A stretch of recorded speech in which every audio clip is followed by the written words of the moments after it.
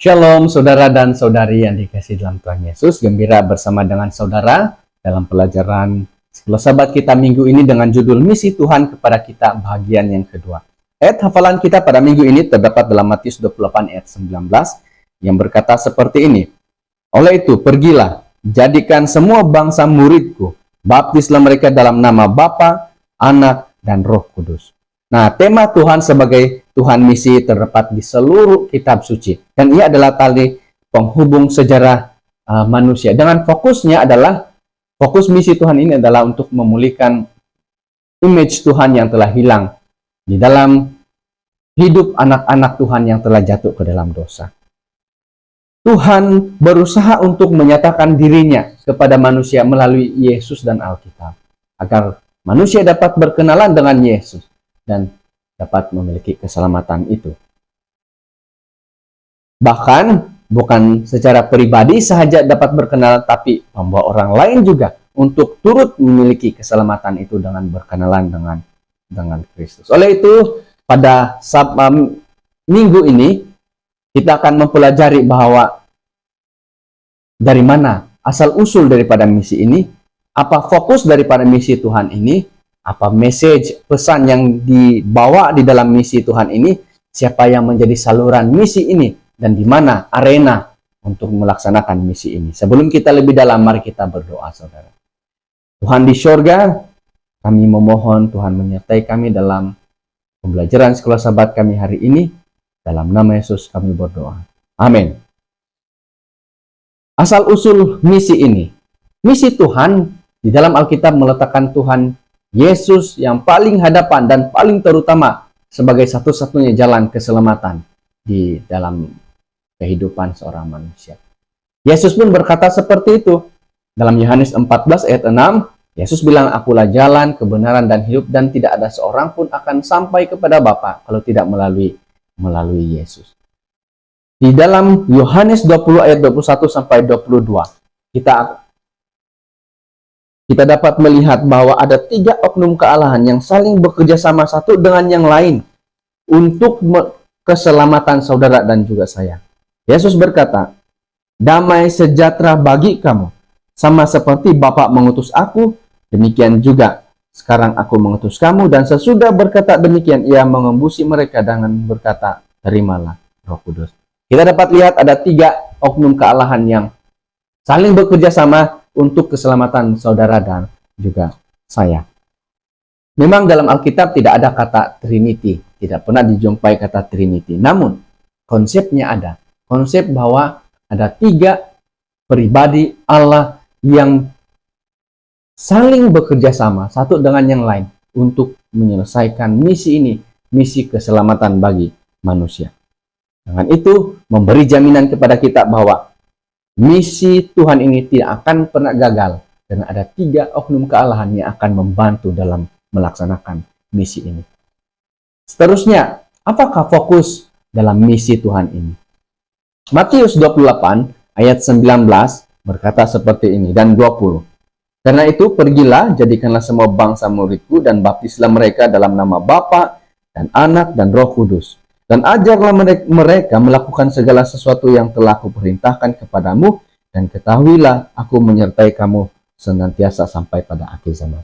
Sekurang-kurangnya ada 4 aspek penting yang terdapat dalam Matius 28 ayat 16 sampai 20 ini, saudara.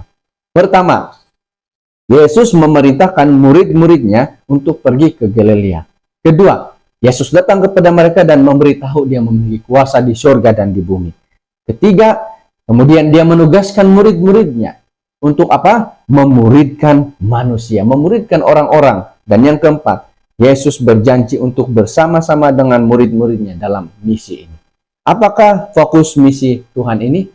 Fokusnya adalah untuk memuridkan manusia, orang-orang, untuk menjadi murid Yesus dan melakukan apa yang Yesus kehendaki mereka lakukan. Kalau sahabat kita mengatakan seperti ini. Setiap pengikut sejati Kristus harus terlibat dalam pemuridan. Kita sebagai orang Kristen harus terlibat dalam memuridkan orang lain untuk Yesus. Apakah pesan di dalam misi Tuhan ini? Wahyu 14 ayat 6 menjelaskan kepada kita seperti ini. Dan aku melihat seorang malaikat lain terbang di tengah-tengah langit, dan padanya ada Injil yang kekal.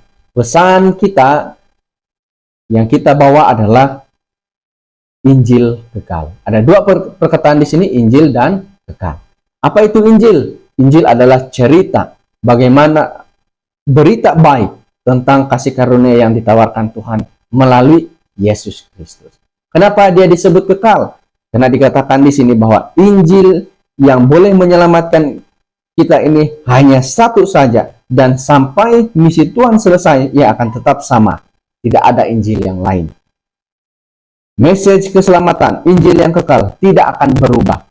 Dan mereka yang percaya dan menghidupinya dalam ketaatan akan diberi ganjaran. Wah, luar biasa. Ketika kita mentaati Injil kekal ini, ada ganjaran yang kita dapatkan.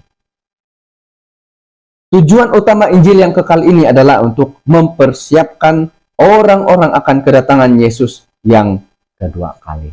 Itulah pesan yang kita bawa, Injil yang kekal. Cerita tentang Yesus telah menyelamatkan manusia melalui kematian dan kebangkitannya dari kematian itu, saudara. Nah, pertanyaan seterusnya, siapakah yang menjadi saluran untuk misi ini? Siapa yang akan bekerja? Di sepanjang sejarah Alkitab, dunia ini, ada umat-umat Tuhan yang Tuhan pilih untuk menyelesaikan misi ini. Di perjanjian lama, ada orang Israel, ada Abraham, yang Yesus pilih, Tuhan pilih untuk melaksanakan misi ini. Di perjanjian baru, Yesus memilih murid-muridnya. Tujuannya adalah untuk menyelesaikan misi ini, memanggil orang lain untuk datang berkenalan dengan Yesus. Di zaman modern ini, siapakah yang bertanggung jawab? Zaman modern ini yang bertanggung jawab adalah gereja. Misi tidak berasal daripada gereja. Namun karena adanya misi, maka Tuhan wujudkan gereja ini. Walaupun tidak seorang, dikatakan dalam sekolah sahabat kita, walau tiada seorang pun di antara kita dalam gereja boleh menyelamatkan sesiapa. Kita boleh dan harus menunjukkan orang lain kepada satu-satunya yang boleh menyelamatkan, dan itulah Yesus Kristus. Memang gereja tidak ada kuasa untuk menyelamatkan, namun gereja memiliki tanggung jawab untuk membawa orang kepada keselamatan, berkenalan dengan Yesus. Dalam Testimony for the Church, volume yang ketiga, halaman 381 berkata seperti ini. Misi gereja Kristus adalah untuk menyelamatkan orang berdosa yang sedang binasa. Ia adalah untuk menyatakan kasih Tuhan kepada manusia dan untuk memenangkan mereka kepada Kristus melalui keberkesanan kasih itu. Sebagai gereja, kita memiliki misi untuk membawa orang lain akan kepada keselamatan kepada Yesus. Pertanyaan terakhir, di manakah arenanya? Di manakah tempat kita melaksanakan misi ini, saudara? Wahyu 7 ayat 9 sampai 10 menjelaskan kepada kita, terutama sekali di ayat yang ke-9, menjelaskan kepada kita seperti ini. Wahyu 7 ayat 9, kemudian daripada itu aku melihat, sesungguhnya satu kumpulan besar orang banyak yang tidak dapat terhitung banyaknya dari segala bangsa dan suku dan kaum dan bahasa.